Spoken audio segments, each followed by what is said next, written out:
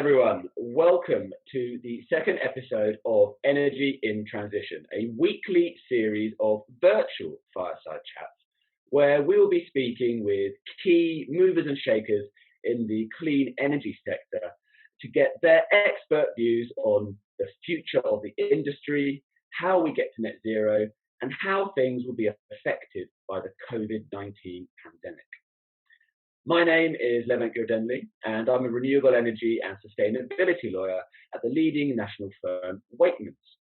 We are passionate about tackling climate change, reaching net zero, and facilitating the transition to a cleaner, smarter, and more flexible energy system. Our energy team are sector experts, and we have extensive experience advising across the life cycle of all types of clean energy projects. As you know, each week we'll be tackling a different topic, and today we're going to be discussing energy management and sustainability strategies for organisations. And I'm delighted to be joined by Cian Duggan, the founder and CIO of Carbon Intelligence. Carbon Intelligence enables clients to position sustainability at the heart of business success. Using its 6 dimensions of carbon intelligence framework, it integrates strategy, reporting, data and AI, behaviour change, and energy optimization to create company-wide sustainability programs with proven success. Cian, thank you so much for joining me today and for being behind actual fire. Before we start, could you please introduce yourself and Carbon Intelligence a little bit more? Yes, certainly. Thank you very much for inviting us to join your fireside chat. Yes, I'm Cian Duggan. I'm founder and Chief Innovation Officer for Carbon Intelligence. We're a London-based company. We've got 70 or 80 people on Regent Street. We work with kind of global complex clients who are on their own journeys towards net zero. And we help them to, in a programmatic way, using multi-year programs, to move towards a net zero future. Fantastic. So before we kind of get into the real questions, can you tell us a bit more about how your business has developed in the last 12 months? And, can you let us know about any recent achievements or developments that you care to share with us? Certainly. It's been quite an interesting 12, 18 months for us. I mean, I suppose when we might have met first, Lev, we were Carbon Credentials, our name. So we've had a big name change and a big brand, a refresh, which all happened and kind of went public earlier this year, January 2020. And the reason for that was that 10 plus years ago, when I set up Carbon Credentials, our clients were looking to ensure that they were gathering data to comply with what were then quite new mandatory frameworks, things like the carbon reduction commitment or ESOS around Europe or things like that. But now in 2020, and as we're moving forward, organizations are much more looking to embed sustainability or ESG, environmental social governance, or carbon agendas, really incorporate that within their business strategy itself. Because it's getting ever more necessary to have it really, really tightly linked with what the business is doing at its core. So we changed to Carbon Intelligence. Stephen Hawking talks about intelligence as being the ability to adapt to change. And so that we see that we help our clients to have a, first of all, understanding and a desire to change, and then to be able to, we give them the insights and the ability to make that change. So changing the name was a big one. Secondly, I suppose our platform, we've got a big data platform called Adapt. We hold quite a lot of data, 20 plus million rows of data flowing into that every day. We gather data from 45 odd thousand buildings globally, and increasingly a lot of non-building data. So like travel data, scope 3 data as it's often called, travel data, supply chain data, things like that. So our platform has very much grown, and our development team has grown to suit that. We've brought on a new CTO, Howard Kitto, who was a CTO of previous businesses, including one that was a kind of a unicorn over $1 billion value. So we've got a great team now on the technology. And on the team side of things, our people, that's been a major change as well. I think when we first met, we might have been, I don't know, 30 or 40 people. We're nearly double that now. And, we've brought on a fantastic new chairman, Jonathan Sykes, from the world of media, and a new operations director, Chris Ronchetti, who's brought many years of experience in this specific sector. So, and lots more junior and senior members of staff, all working for our clients. We look to ensure that our clients are the heroes. So our clients there are people we deal with in clients tend to be in the sustainability or property or ESG functions. And the more that we can help them to shine, to help their businesses to move towards net zero, then we feel we've got a success. So people has been the third kind of change. Fantastic. And as you say, Cian, I've certainly seen your business develop over the last few years to provide now, what's much more a holistic offering, I would say. And with that, why should organizations have a net zero or sustainability strategy, beyond just for compliance reasons? Yeah, it's a good question, and we've seen a major shift in this over the last few months. Obviously we've been doing this for quite a few years now, and what we're really seeing is that there's a deeper understanding of the true value that sustainability can bring to a business. Working definition that we have for sustainability is do more with less. So organizations, for years we've known that buildings are generally running inefficiently for various different historical reasons, and big commercial buildings are complex. But reducing costs is obviously a clear value. Reducing maintenance costs, reducing utility costs is great. But then there's the two extra levels of value, which are actually significantly more than that. One that we're hearing a lot from clients at the moment is the value of attracting and retaining staff and attracting and retaining investors, and shareholder stakeholders.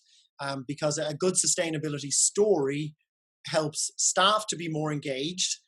We know that millennials are going to be more than 50% of the working population next year, and they very much care about this. So there's a significant value of having sustainability beyond compliance to help you attract and retain staff. And then the third area of value, which is probably higher again, is around the brand value or the reputational value. We're really seeing this again, with the drive in the commercial real estate, things like, reporting to GRES, the Global Real Estate Sustainability Benchmark. Larry Fink's letter earlier this year talking about, the requirement for businesses to have a plan, to have a sustainability or ESG plan, because they'll be looking at it, and where BlackRock lead, most others follow. They're the largest kind of asset owners in the world. So yeah, it's gone way beyond just a nice green thing to have on the side of a business to being essential to have right at the heart of the business. And in these COVID times, we are seeing that businesses who rank highly on sustainability or ESG ratings are also doing better at holding up share prices, at being more resilient now in these rather unusual times. I mean, that's really interesting, and I'd certainly agree that's a kind of a shift and a pattern that I've seen, where sustainability, rather than being, as you say, just a nice to have on the side of your core business, it's really been elevated to the boardroom level to become a core, I think, strategic priority and focus of all businesses for the reasons that you've set out. I'm interested, you mentioned earlier your data platform, for example. How is technology and data being used to create a more sustainable future? Well, a lot. It's been used in many different ways. And of course, technology is always improving and getting better. So our platform, for example, in order to report to, in kind of corporate annual reporting or quarterly reporting or even daily, daily exception reporting, it all starts with the kind of as easy as possible, or gathering data in as easy a way as possible, number one, verifying that data and kind of capturing the outliers as they're flowing into a data warehouse, and then finding those nuggets of actionable insights that then can go back to whoever can make a difference, whoever can do something. So, I mean, I suppose historically sustainability data was nearly all what we call scope 1 and 2. So, the gas that you use in your buildings, or the petrol or diesel that goes into your cars, or the electricity that you use from the grid. That's been the majority of reporting for the last 10 plus years. But it's changing now as more organizations, A, set science-based targets, and B, are setting net zero strategies and plans. The requirement to go way beyond just your buildings and into your wider travel, like you're in your flights, etc., to go into your procurement, how your supply chain is providing you with information. Commercial real estate need to look at embodied carbon. They need to look at tenant data and tenant emissions. So the data types are expanding rapidly, and technology helps immeasurably with that. We're working very hard to make it ever easier, make it a bit of fun to gather this data. It's hard historically. And, Howard, our CTO, I think this is what keeps him awake at night, is how can we make it ever easier, more enjoyable, more valuable to gather the data that's needed at the source, and make it valuable, as you said, Lev, all the way up to the board, so that the CEOs, CFOs of all these large companies can make ever better decisions quickly. Because speed of decision making is what will separate the winners from the also ran. Absolutely. Data, from my experience working on energy management, energy efficiency projects, is always key. And I guess you're absolutely right. If you have that data as well, it can really help to get top level buy-in to these sorts of programs and schemes, which, historically has been a challenge, probably is changing now, but I certainly agree with those sentiments. You mentioned as well, one of the other areas that you work on is around reporting and setting science-based targets. How, to organizations that maybe haven't done it yet or are thinking about it, how important do you think is reporting your emissions? And again, why should organizations take up the mantle and do it? How important? Well, I suppose to go back to that, over a century-old adage, what do you measure, you can manage. And so, what goes into a company's annual report is scrutinized. It's scrutinized by shareholders. It'd be scrutinized by the more enlightened staff. And so if numbers from anything get into an annual report, like an official annual report, then they ought to have weight. So annual reporting, and we've seen various different ways that this has happened over the years, from, separate sustainability reports to kind of combined, reports all in one. Our outgoing, well, actually he's gone now, governor of the Bank of England, really, really driving the task force for the TCFD for climate related financial disclosures. So really embedding all of these non-financial reporting frameworks into more easy to understand summaries for investors, for staff, for clients. There are good benchmarking frameworks out there. GRES, for example, in commercial real estate, Global Real Estate Sustainability Benchmark, CDP, the world's largest voluntary database of carbon emissions, Carbon Disclosure Project as was.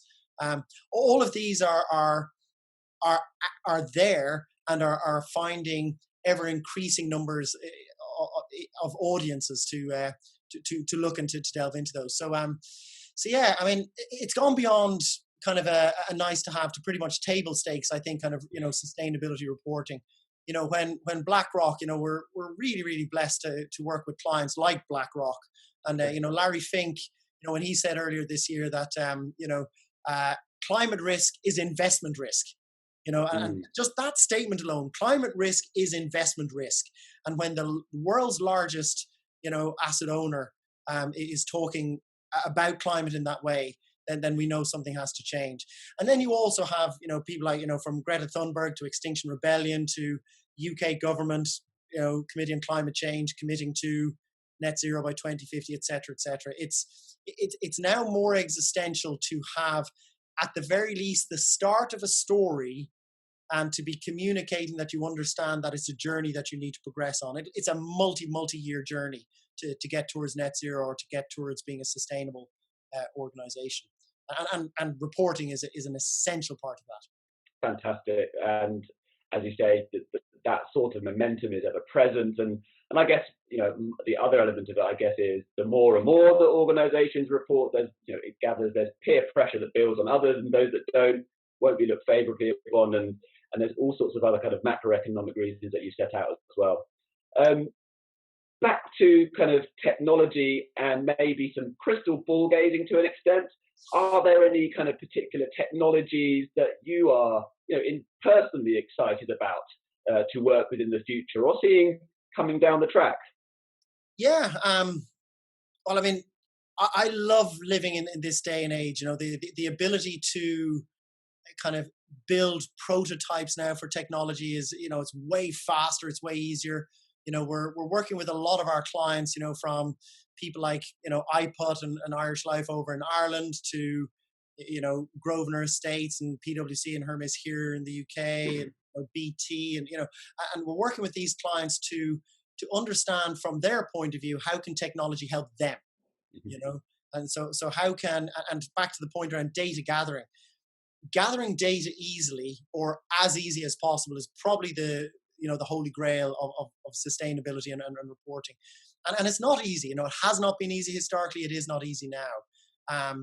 But the ability that technology has to make that easier and a little bit more fun, gamify things where possible, feedback, fairly instant insights for those who are inputting data, so it's valuable for them. These are all things that we're working on, and I'm really excited by that. So yeah, the data that comes in, and it has to be gathered easily. It has to be auditable. So the thing that I'm really excited about as well now is the ability for big data and AI to pick out the outliers. So in fact, we had an all company presentation virtually just earlier. So in COVID times, we had nearly 80 people on a Zoom meeting. And our tech team were showing some of the new tools, including some wonderful outlier AI kind of technology. And all of that helps to make sure that when it gets to the point of an audited data set at the end, and for years we've had our audits signed off by, for clients signed off by KPMG, PwC, and the Big Four, etc. And the technology now allows us to do that so much better and easier. And enables that confidence, because so much of this is about confidence of data. But when we're running a multi-year program, and the conversation moves from show me the proof that what you're telling me is right to I now totally believe that what you're telling me is right, what are we going to do about it? When that shift happens, it's a beautiful moment, and that's what I love that technology can do. It can enable us to get from the really don't believe you from kind of data and insights to, this makes my life better. This makes my program more effective. That's wonderful. And I guess, the more data that you're able to gather in that way, the more reference points you have, the more that you're able to, develop, standardization, you're able to value energy savings and things like that in a much more consistent manner, which, can only then unlock things like investments into these sorts of projects from external funders, for example. So data, I absolutely agree with you, has to be at the forefront here. We've spoken a lot about technology. We've spoken a lot about data.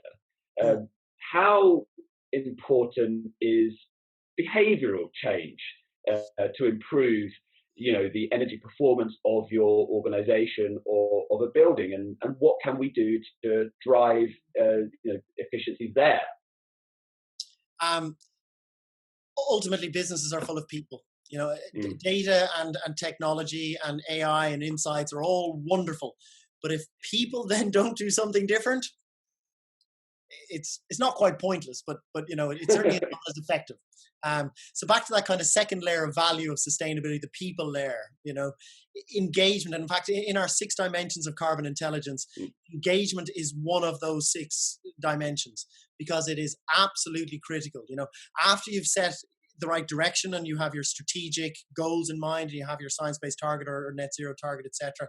After you've agreed governance, who's doing what, and you have the data, that's the first three, kind of direction, governance, and data. The next one then on our dimensions, 6 dimensions, is engagement. So that's about engaging internally with staff and people who can make a difference, and telling stories externally to your stakeholders, your own clients, your own clients and beyond. So engagement is essential. In fact, I mean, we've worked with some of our clients, on engagement programs, the likes of, BT, Village Hotels, Vodafone. We did a great little campaign with Vodafone called Red Loves Green. And we did this for their kind of global, tens of thousands of their employees globally. We ran a webinar actually on it earlier this week, very interesting. Okay. And we were talking also about how important it is to continue engaging effectively during COVID-19 times, as people are kind of working disparately. So yes, engagement is essential. I mean, we've had programmatic successes, the likes of Village Hotels, hotels being a sector that are really hard hit at the moment under COVID. But with Village Hotels, from engaging with all of their staff across all of their kind of 30 plus UK buildings, we've saved them coming on to £1 million a year on their buildings. It's significant, and that wouldn't happen without engaging at the different levels. Engaging from boiler room to boardroom and everything in between. It's essential. Absolutely. You mentioned COVID-19 there, and it's not the first time we mentioned it, so I wonder. It's presented plenty of challenges for us all, across all businesses, all sectors. But from your perspective, from an energy management and sustainability perspective, are there opportunities here for organisations, particularly, I guess, during periods of low occupancy? In a word, yes, there are opportunities. So some of our sectors, we work across multiple sectors, commercial real estate, retail, manufacturing, hotels, leisure, and a variety of others. Some have been hit more than others. The hotel and leisure sector had pretty much off a cliff edge from business. So we're looking at, we got a large data set. We've got 20 million plus rows of data flowing in a day to our data warehouse. So we're able to see, and we did a big analysis actually. We kind of picked some larger buildings, which you would hope would have been well managed. Yeah. And so we were looking at the buildings and seeing the difference between the weeks post-lockdown and the weeks pre-lockdown. In fact, we did a webinar on this with one of our clients, Aviva, a week ago. Simple headlines. Average buildings have only reduced energy by 16%.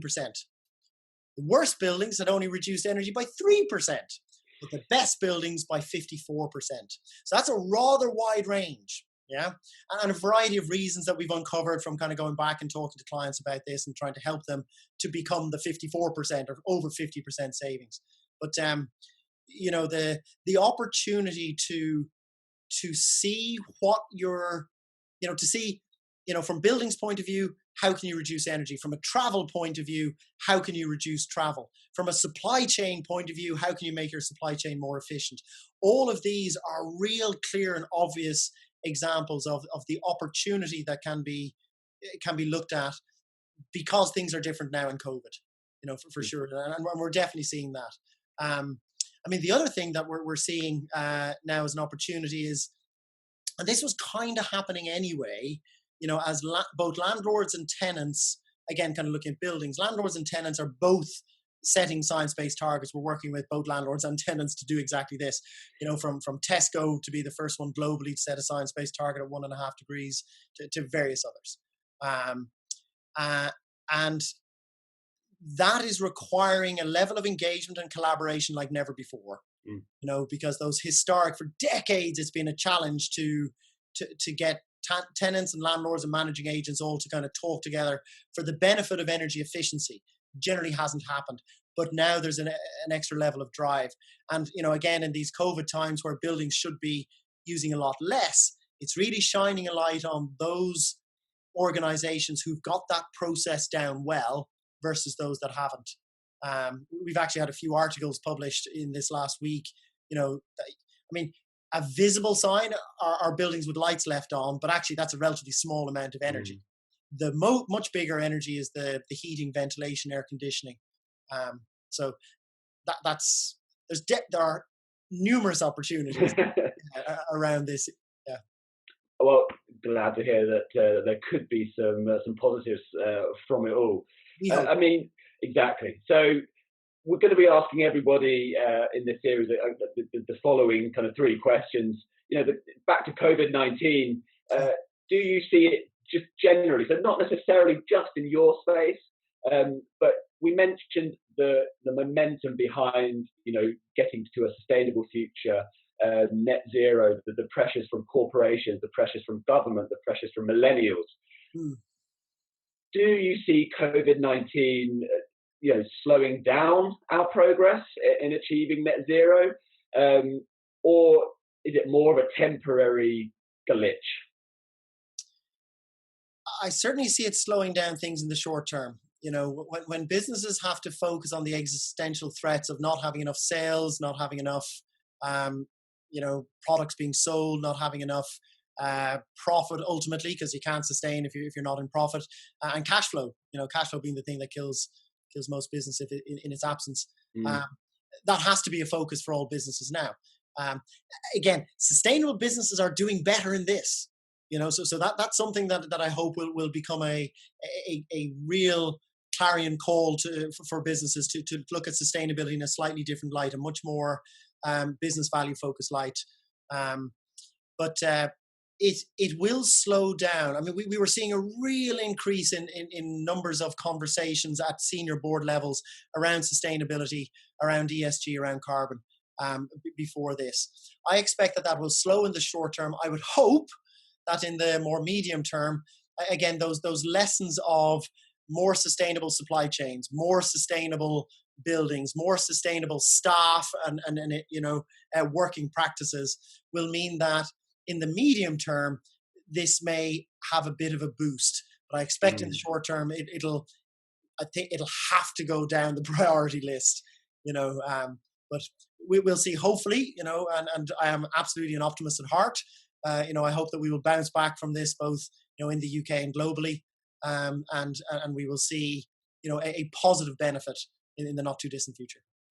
Speaking on that positive benefit, after this period has kind of expired, whenever that may be, do you think we'll go back to business as usual as it was, or do you think there's going to be a really paradigm shift here in the way that businesses and organizations run their operations?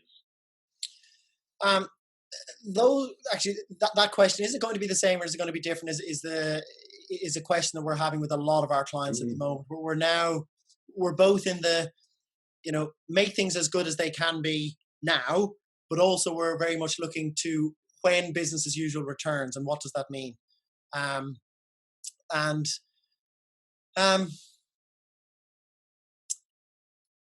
think it will be different. That costs will be definitely more. There'll be more focus on costs for the next number of years, as there always is, kind of post a recession blip. Some businesses will do much better. I wish I'd bought shares in Zoom before all of this happened. As I'm sure most of us do. So there, as always, there will be winners and losers. We will see. It will not be back to business as usual, and I think only time will tell. How we can do this better. I think that there's a reasonable amount of conversations. There are a reasonable number of conversations happening about we need. This is nice. From kind of dolphins swimming in Venice, canals, to cleaner air which we can see, to all of that. These things are good. And if that can help, and also working practices, people not having to have long commutes, etc., not having to spend time and money on travel and doing more remote, all of this will change. So, will it be revolutionary? I don't think so. Okay. I think it'll just be evolutionary. Things that were probably going to happen might happen faster. I think that's a very sage way of looking at it. It's almost forced the digital transformation for some organizations, or forced a lot of companies' hands that might have been thinking about it but have now been forced. to do it. And actually, on that point, on the kind of digital transformation, something we saw that in that data set that we looked at, where best buildings over 50%, worst buildings hardly any change. The big difference was those buildings that had become smart, so had installed. So for Aviva, who were on our webinar, who kind of presented, we've over the last few years we've installed smart building gateways in all their buildings. They've got visibility and control now, so that they can sit anywhere in the world and see what's going on with their buildings and make changes. That has enabled rapid iterations and rapid changes when needed. So the digital transformation of buildings, the digital transformation of the carbon supply chains, all of that has already demonstrably helped for those who have done it, and has harmed those who haven't. So yes, I expect to see that kind of the smart building narrative to increase in validity, and the requirement for kind of sustainability to increase in validity. Fantastic. So finally, Cian, two short questions. Again, we're asking everybody this. First of all, please, can you give me 3 words for you that represent getting to net zero? Good question. I think first word would have to be collaboration. This has to happen across various teams and everything. So collaboration, number 1. Number 2, I think intelligence. Back to that kind of definition of intelligence. The ability to adapt to change. We're going to need that to get to a net zero. We have to adapt to change. So intelligence, number 2. And the third one, that fun. I think it has to be fun. We have to enjoy it. Doing this ought to be an enjoyable activity. So yeah, collaboration, intelligence, and fun. Very nice. I like that last position. That's good. And then on the other side, can you give me 3 words that to you could prevent us from achieving net zero? Yeah, that's harder actually. Probably the first one will be silos. So it's almost the opposite of collaboration. So silos, net zero requires a shift in thinking across a whole business. It requires looking at your strategic needs as a business and seeing where sustainability or ESG can fit in with that. If you're working in silos, that will not be successful. So silos would be one. The second, I suppose, would be that would stop us achieving it might be hair shirts. Hair shirts. Actually, maybe that's 2 words, but the whole, we're going to have to go back to a time where we weren't doing blah, blah, blah, where there are fewer people in the world, that kind of negative view of humanity almost, and a desire to be, not doing or not having all the wonderful things that human ingenuity has created over the years. So I would say that could stop, that narrative of, oh no, we can't have all of this if we're going to be net zero. I don't believe that. I fully believe that humans are full of ingenuity. And in fact, we have most of the solutions for this technologically already created. Some will still need to be created, but the vast majority of solutions are already there. And then the third thing that might stop might be just fear. So as a word, fear of the unknown, fear of change. We've seen this in the utility companies who wouldn't change their business model versus those that did. Some of the German utilities who kind of separated out old generation to new generation. And you got to be brave. Looking at people like BP and companies. The fossil fuel industry has enabled us to raise billions of people out of poverty. The accessibility for energy has enabled huge amounts of growth and wonderful things, and yet it has its dark side too. And so seeing companies like Shell or BP, talk about their move towards net zero, and they don't seem to have as much of a fear out loud at the moment of change. We need to see that same level, I think, of kind of a desire to change and a lack of fear of change, because otherwise I think it will be less likely to happen. So what were those 3? So silos, hair shirts, and fear.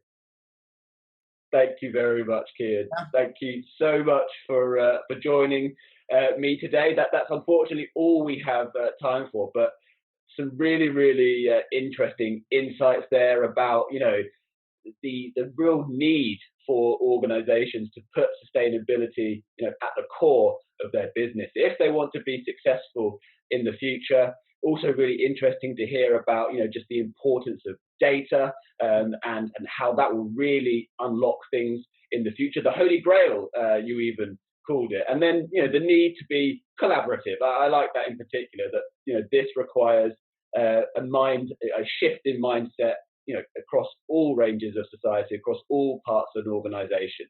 So yes, Cian, thank you so much for joining us today. Thank you very much. Pleasure.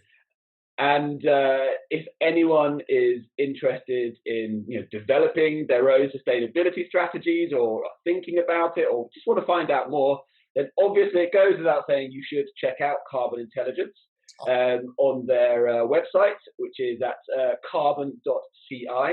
They are also on Twitter at Carbon Intel, and I'm sure you can follow them on LinkedIn as well. As for this particular interview, it will be on our website, that's waitmans.com, as well as on our social media channels, including LinkedIn and Twitter. So all that remains to be said is that I hope you enjoyed today's interview, everybody. We will be back next week with a new guest to get further expert opinion and insight. Until then, it is goodbye from me, and it's goodbye from me. Thank you very much for inviting us to join you. Thank you so much, guys. Take care, and bye-bye.